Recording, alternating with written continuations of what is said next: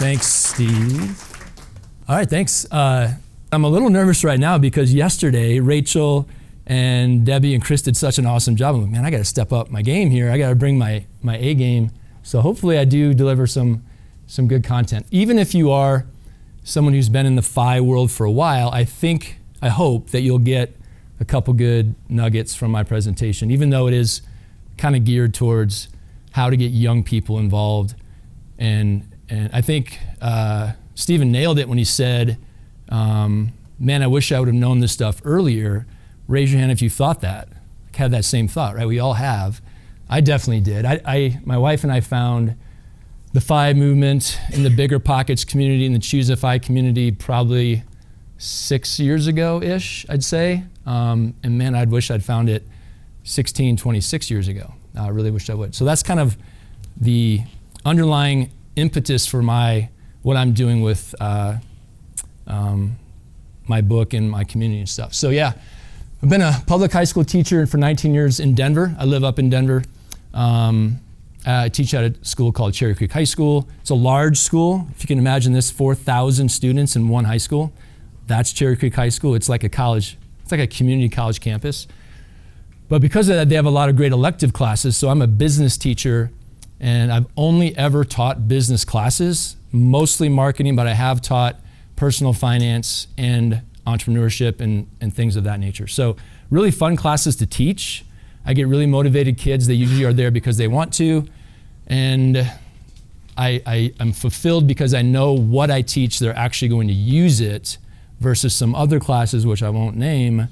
But high school kids can tell you right now, I'm in this class, I'm learning this, I'm just never going to use this. They know that. But my classes aren't that way. So also have the two books. My wife and I are real estate investors. My wife, I think I mentioned this when I checked in, she's a retired elementary school teacher. I've been teaching for 19 years, so the teaching gigs did not, believe it or not, did not get us to where we are today with our net worth and our FI journey. It was the real estate. And so we have a portfolio of 17 properties, 17 doors, all multifamily, single family, some short-term rental, some out-of-state, some BRRRRs, kind of all mixed up into that. And that's where, and we have some side hustles and some other stuff going on, but that's where, that's what's gotten us to where we are today, which I think I said when we met that first night, I consider us 3/4 FI at this point. But I now like the term Coast FI. I think that's our journey, which I just learned that this weekend, so there you go. I also, so if you combine, I have a passion with working for young people, obviously teenagers especially. I have a passion for real estate investing, the early financial independence movement or the FIRE movement, and real estate. If you kind of mash all that together or blend it all up, it just was, once I kind of started using the FI strategies, it was a natural progression, I think, to say, how do I take all this amazing stuff I'm learning about FI and teach it or expose it to the young people that I love working with, which are teenagers, or I like to say Gen Z, like it's 15 to 25-year-olds. So that's when I decided to kind of start a blog, which evolved pretty quickly into a website with all kinds of resources, and then into an online community, which I named SheeksFreaks, kind of a funny name. And that just goes to, the book, by the way, has that freak mindset or that freak theme all throughout it.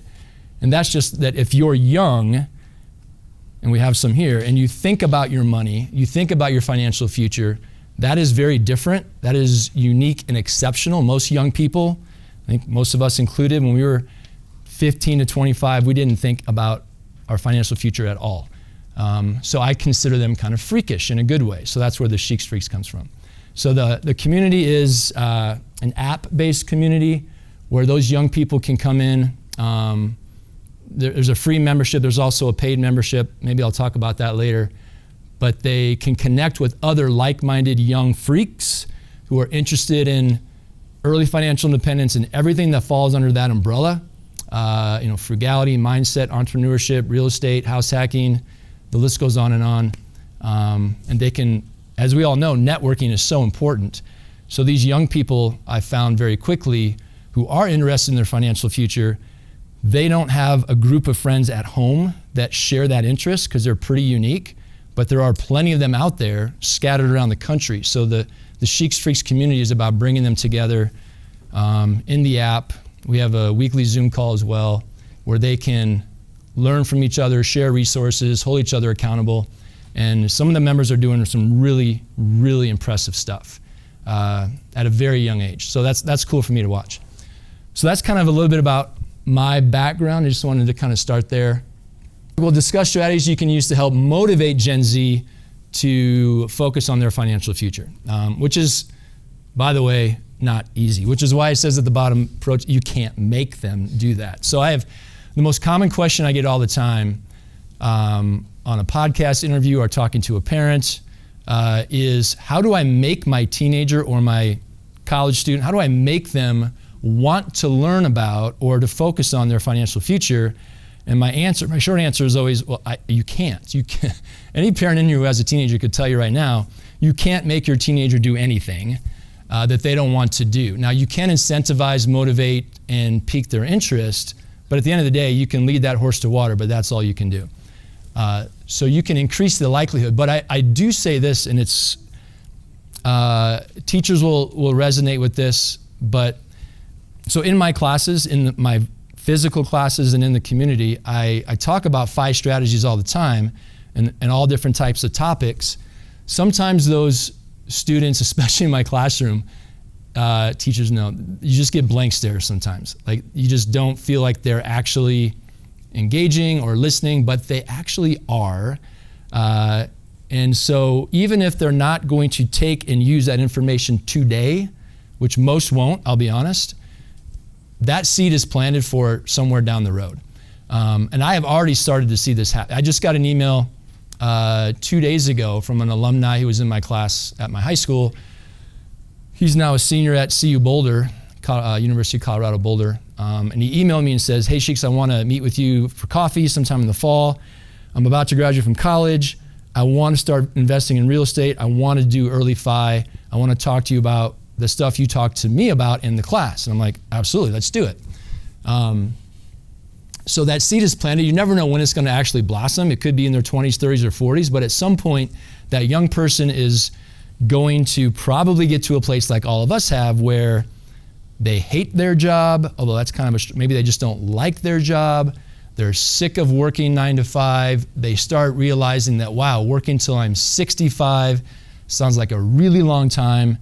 Now I remember what that guy or that aunt or uncle or that person said, let me go Google that, and now they're motivated for whatever reason. But I would say the vast minority of young people are going to actually start using this stuff now. If they do, then they should be in SheeksFreaks because that's what all those kids are doing. So we'll focus on this. I'm gonna go over 2 or 3 strategies, and then I have a bunch more on the last slide, and then we'll be done. So if you have a teenager or a young person in your life, the number one thing you can do is just talk to them, which sounds pretty simple and obvious, but I think in the United States, many households just don't do that. Money's a topic that they don't talk about. It's kind of taboo, which is unfortunate. My family growing up, that was absolutely true. I had no idea what the finances of my family were. I didn't know the bills. I didn't know the income. I just knew we didn't have a lot of money, but we were okay. So just talk to them about money. So you're at the dinner table, driving to and from wherever with that teenager. And again, if you, aunt or uncle, someone in your life, whenever you're just around them, just bring up that idea of money. Walking the dog, so these are more kind of for parents, but you can engage them in conversations about money and their financial future pretty easily. I think on one of these slides, I have a great talking point that will get the conversation started. So in addition to asking your child about their day at school or how their best friend is doing, you can talk to them about your index fund performance, which sounds boring, but I wouldn't start with that. I wouldn't just come out of nowhere and say, let me tell you about my index fund. You gotta start small and build up to these things, but if you kind of make it into a game or incentivize them with some kind of reward, money is actually not a bad one. I'll talk about that later. So yeah, just talking to them about money. That is actually more than I would guess 80% of US households do, as far as parents, teenagers. Those conversations just never happen. So even if you're doing that, you're doing more than most people in our country. Yeah, so here's a good question you can just throw out to any young person and see if they kind of, take the bait. So give them a hypothetical money situation. So say, let's pretend that you just won $100,000, doesn't matter what number, $100,000 in the lottery. Jason, what would you do with that money? That one question, they should hopefully think about it a little bit, but what would you do with $100,000 or $1 million? In a 16, 15, whatever year old, will have some interesting answers, probably. But then, hopefully they kind of say, well, what would you do with it? And you could tell them your answer and say why you would do this or why you would do that. And then maybe they think about your answers and say, oh, wait, I want to change my answer now. That sounded good. So that can actually just be a stepping stone to many other great topics of conversation around money. So this is an activity that I actually use in my classroom, but I ended up giving it to a lot of parents that I've talked to as an actual activity they can do with their teenagers. And it's to plan your next family's vacation.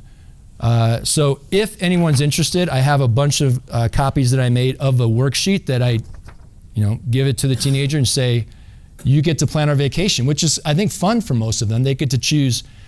I mean, you can obviously veto them and maybe sometimes should, but they get to choose the hotel, they get to choose the route that you drive or the airline that you fly, they get to choose the side trips, what tickets they're gonna buy, what food you're going to eat. They get to plan it, both what you're gonna do, but also the financial part of it.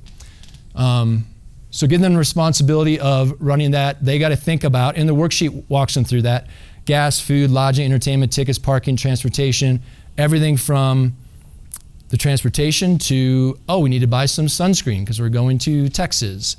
That's something we need to think about. It's going to cost a little bit of money. So put them in charge. So if anyone does want one of these worksheets, I will have them up here at the end, and you can give them to anybody, even friends of yours who are parents with teenagers, and say, give this a try. And then the last one I want to talk about in detail before the last slide, which has a bunch more, is what I think is the best way. But this is kind of, it's like, as a teacher, it's like the AP level of getting teenagers involved in thinking about their money. So this might not be for everyone. Different teenagers would be ready for this activity at different points in their life, but you're basically going to make them in charge of all of their finances. And this is how you would do it. So giving them full responsibility. So first of all, know this plan is adjustable and customizable. So if I lay it out in a way that you're like, well, that would be awful, then you can obviously change some things. So you're going to have a conversation with that young person and say, the parent would track how much they spend on their child per month, including yearly costs. So yearly costs would be like, Jason goes to soccer camp every summer and that costs $1,000. So that's once a year, but it's still money spent on the child. So the goal is to find out roughly how much money are you spending on that teenager in a given year. And let's just throw out a number that says $20,000. I don't know what it would be, but let's just say you know that's about how much money that you, including food, clothing, everything. Once you have that rough number, you can move forward. So start only when they're ready. This is not something I would just give to any kid unless they've engaged in those conversations at the dinner table, they've shown an interest and they're ready for it. And then set them down and say, from now until you leave our household, probably at 18, you are going to pay for, the parent is going to pay for their lodging. You still get to live in this house for free. You still get to eat the food that we provide in this house for free. But if we're eating somewhere else, you have to pay for your own food. But they're responsible for paying for everything else. And you're going to give them a monthly stipend so that they can pay for that stuff. The goal is not to deprive them or not give them enough money. You're going to give them enough money based on the tracking you've done to cover all their expenses, but they're going to learn very quickly how if they spend money on something that they probably shouldn't have bought, it's going to affect this other thing that they really want down the road. And if it turned into like they spent all their money really quickly, obviously as a parent you could step in and say, you're still going to go to soccer camp, I'll still pay for that for you, but maybe you do it as a loan at that point.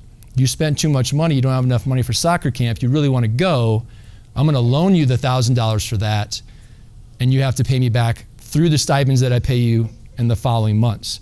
So you would divide that $20,000 by 12, and you would say, all right, Jason, I'm going to deposit, I picked a bad number, 20 divided by 12, $2,000-ish into your checking account. And that is another thing you should do with every teenager, is open a joint checking account and a joint savings account with them. They can't open it until if they're 18, they can't open it by themselves, but you can have a joint account. So they're going to be responsible for all their money, all their expenditures, all their fun stuff, their clothing. So I think I might be getting ahead of myself here. Every month you transfer money into their checking account, direct deposit, so it's kind of like they're getting a paycheck once a month. They use their debit card or cash or transfers to you to pay for purchases. So if you, the parent, let's say you have a cell phone bill and your whole family's on the cell phone bill, well, they have to pay for their share of the cell phone bill now. And let's say that's $40 a month. So you've given them a stipend, they would then transfer back to you $40 every month for that cell phone bill. So they get to feel what it's like to have monthly expenses that they have to pay, and they have income coming in. So they're basically running their own little budget at an age when they're home safe with their parents versus when all of us probably started running our own finances out of home, no one to call, we're just kind of learning as we go, trial by fire kind of thing. So I think as a parent, if you can do this when the kid's at home, teach them lessons. By the way, you have to let them make mistakes. You absolutely have to. Let them, and I think that's on another slide, but let them overspend, let them buy things they shouldn't, even though you know they shouldn't buy that skateboard or whatever, so that they do run out of money and they do have to cross that bridge. Because if they can learn from their mistakes when they're safe at home, then when they're off in college or beyond, they will do way better than probably all of us did or all of their peers are doing. So they can also set up Apple Pay, Venmo, and to their bank account as well. Then sit down, don't just turn them loose, sit down, create a budget with them and say, here are the things I think you need to budget for over the next months, and year as I'm giving you this stipend.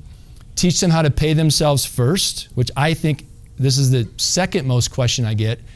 People will say, what is the one, if you could teach one thing to teenagers or young people and that's it about money, what would it be? My answer is always, that's easy, pay yourself first. If you do that one thing, has anyone read Richest Man in Babylon? Right, that's where that came from. If you can do that one thing, and you probably all know this, if you can learn how to pay yourself first, then you can't not reach early financial independence. Mathematically, it has to happen. So if you can teach that skill to your child, teenager in your life, so that they are getting that $10,000 a month direct deposit in their account, immediately X amount goes to savings or future investments, then they pay for their necessities, food, clothing, car insurance, cell phone, then whatever's left, that's what they get to spend on their wants, the skateboard kind of stuff. So if they can learn that at a young age, then everything changes for them going forward. They'll budget for their expenses, weekly, monthly, and yearly. They should also have an emergency fund. Perhaps that's a second separate savings account. Long-term savings, so like a vacation, that vacation worksheet. If the family's going on vacation, the teenager has to pay for their part. I don't mind Callum crying because he's mine. Yeah. Yeah. So if you're going to Disneyland or Disney World with your family, the teenager has to budget from their bank account for their share of lodging, their share of the gas, their own ticket into Disney World. their souvenirs, their food while they're there. They are literally running their own financial life. Again, if they can learn that in the household as a teenager and not have to figure it out on their own, what a blessing, right? They can also budget for investing, giving, and then their fun and entertainment. So they have to pay for meals at restaurants. Even when the family goes out together, the bill comes. Maybe you have the waiter or waitress split the bill, or maybe you just say, Jason, you owe $14 on this bill, and you pay, you separate it with different credit debit cards. I guarantee, and I know people who have done this, so I know that it works. And they've said, we go out to restaurants now, and instead of 16-year-old Jason just looking at the menu and saying, I want that, and that, they then look at the menu and say, what's the price of all these things that I want to buy? And how much am I willing to spend today at this restaurant, rather than just saying, I just want to order whatever. So they start to think about, what do things actually cost? How does that going to affect my budget? What am I giving up if I do splurge for the steak dinner? What am I not going to be able to buy later? I mean, they're starting to think like we want them to think. So they have to pay for all these things, their own toiletries, cell phones, school supplies, haircuts, gym membership, everything. Let them make mistakes. It is much better if they learn while under the supervision of an adult, a parent, than if they're out on their own. How many of you didn't learn these lessons, got out on your own, and made some major mistakes that you wish you would have never made, right? I think for me, the biggest one was student loan debt. Huge mistake for me. But if I would have learned about money and how to manage my own money, maybe I wouldn't have made that mistake. Let them overdraw their account. Let them get charged late fees. Let them get charged, if they use an ATM to get out some cash and they have to pay the ATM fee, let them feel what that's like to get hit by a $5 charge for nothing but using an ATM machine. They might spend frivolously on things that they really shouldn't buy. That is okay. Maybe you do have to give them that loan, charge them interest so that they can get back on track. They may not have enough saved up for an annual expense. Again, let them feel what that's like to say, oh, I have my annual car registration due. I don't have enough money to pay that. Whoops, I messed up. And then you can softly bail them out. And then see if they start being frugal on their own. Since food at home is free, maybe when they go to school, instead of buying a Jimmy John's or food from the school, maybe they start packing their own lunch, because they're like, if I take the food from home that's free, I can save money by not spending money at lunch, and that'll allow me to buy some other things down the road. So they will start getting creative when they handle their own money. So those are the three that I wanted to go over in detail. There are many, many other things you can do. This is a list. You see there's some links to, they go to different YouTube videos, blog posts, things like that with more information about these topics. Talk to them about what they might do if they reach early F.I.R.E. These are all different ways to motivate them to learn about money. Talk to them about their why of F.I.R.E. list. If they know what early financial independence is, ask them, do you want to achieve that? And if you do, why? I think we all know how important a solid why of F.I.R.E. is, but they may not. So share with them your why of F.I.R.E., see if they can come up with their own. And then there's a list of others. I guess I don't really need to read them, but these are all things you can do to help motivate teenagers to learn about money. I think that's it. I'll stop there.